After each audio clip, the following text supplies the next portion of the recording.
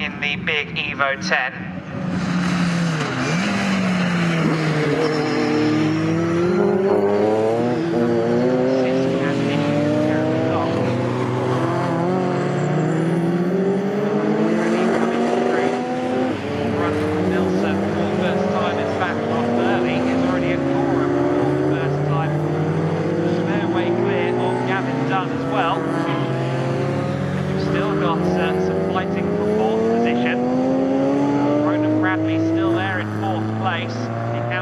Snetterton and Chris Bassett in the 306, the first of our 10 top runners. There goes Rod Burley, the mega sound of the Escort Cosworth WRC. And Sutton has got himself up into 4th place, so he's powered past Ronan Bradley. The rest of the field comes by. We still have Mark Cripps out there on circuit. Yes, we do. Mark does continue on his way, so clearly nothing too wrong with the car after that moment at the second turn.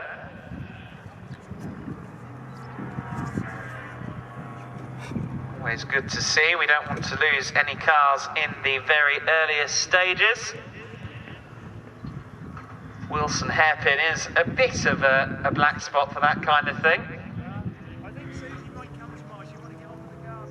Rod Burley continues to lead the way through Agostini's already, and coming out towards the Bentley Straight for the second time. Now I think the key battle at the moment is the battle for 3rd position, because Andrew Mackenzie, who got a brilliant launch in the 67 car, the BMW M3 E46, is now coming under some fire from Nick Sutton.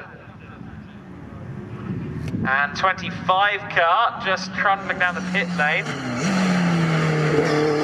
is Nick Wall in the little Fiesta. Unfortunately, Nick hasn't managed to get past the first lap of the race. He started down in 14th position, did Nick?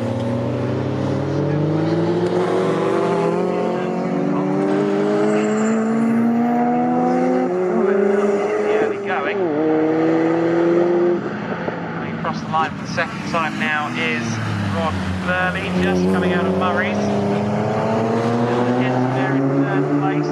Gavin Dunn slowly in 2nd, watching Rod Burley disappear up the road. And here comes the big Evo.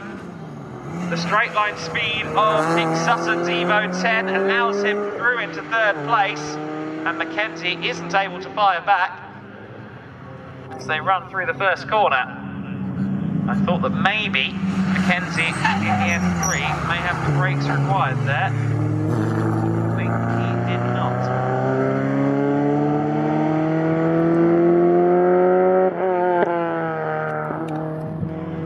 Burley heading towards the Agostini hairpin. Another one of those overtaking opportunities in the early stages of the lap, an overtaking opportunity that only came about with the reconfiguration of Snetterton, of course. We didn't have quite so many late braking zones and opportunities before the reconfiguration.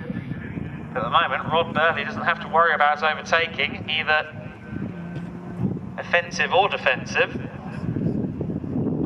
Let's see what Ronan Bradley can do then about Andrew Mackenzie in this battle for 3rd place. Mackenzie's still close behind Nick Sutton at the moment as they run through, or come out of Oggies already, and towards Williams onto the Bentley Straight. Interested to see what Ronan Bradley can do. Running under the Team Legacy banner is Ronan Bradley.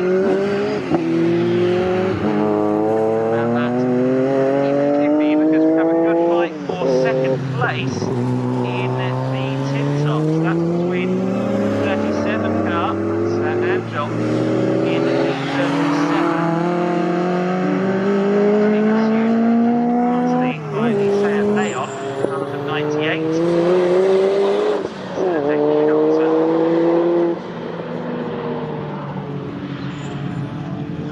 Dave Charlton all over the back of Ken Angel at the moment. Ken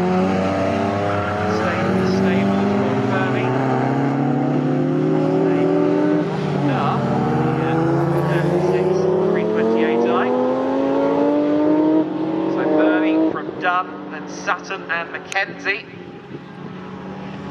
Your top four. Then it's Ronan Bradley in 5th place, and the first of the tin tops, Chris Bassett in the Peugeot 306. He runs 6th overall at the moment. And a ways further back in 7th is Sean Fairweather. Across the line now in 8th is the 45 car. That is Martin Scott. Just behind him, 9th overall, and the battle for 2nd in tin tops is between Ken Angel and Dave Charlton. Ken currently just ahead in the BMW up against the Seat Leon.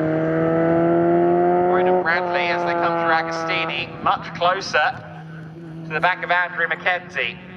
And Nick Sutton is slowing down. Nick Sutton very slow as he approached doggies there. Now I've seen this quite a few times before. The car will slow down and then suddenly it will surge back to race pace. Seems like it just has a dodgy gearbox in it or something like that. We see quite a lot of that, or maybe some ECU issues, something of that nature, but the car doesn't take it to constant straight line speed and then suddenly powers back to life. That's exactly what we just saw out of the number 18 car of Nick Sutton yet again. He didn't lose any position, so he's still there in 3rd place. Just ahead of Andrew McKenzie. Bradley is still very close behind McKenzie as they run through the wormhole for the 4th time. 46 versus E36 M3s at the moment.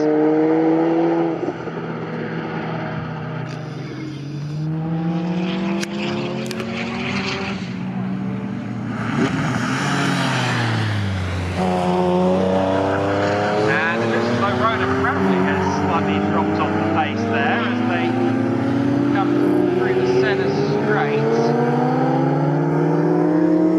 Ronan Bradley was closing in on Andrew McKenzie, but this time by didn't look anything like as fast in a straight line. So let's hope there aren't problems developing for Ronan Bradley.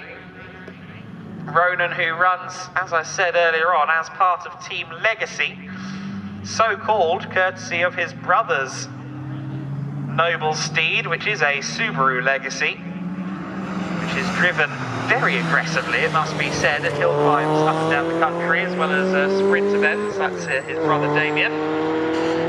Very much a family affair at Team Legacy. Rather than a Subaru, they've gone for a BMW M3 for the circuit racing endeavours of Ronan, who looks like he is somewhat back up to speed now. Hasn't lost any further time to Andrew McKenzie. Sutton has again picked up the pace and doesn't appear to be ailing at all in the Evo 10. So he has built the advantage once again in 3rd overall. He's got 3.5 seconds worth of gap. McKenzie for Rod Burney. 4.4 seconds fast, 4.4 seconds clear of Dunn last time across the line. We'll see whether that's extended again in just a few moments, because Rod is already running through Coram, and in fact on this lap he may have lost a fraction of time there. He's quite a mechanically sympathetic driver. He is aware that he doesn't have to push excessively, then he won't. He'll turn down the boost dial, etc, etc. Given he's also racing in the Model 5 Forza this weekend, I wonder if that's the case. He is just preserving the car a little bit. Certainly off his best pace at the moment. His fastest lap so far is the fastest lap of the race, a 2:07.415. His last lap, a 2:09.237. So he's a couple of seconds off his best. Dunn is actually lapping ever quicker at 2:07.950 last time off the line. Number 30 of Gavin Dunn, the gap down to 3.1 seconds. So, as I had suspected, Gavin Dunn has closed in a little bit here.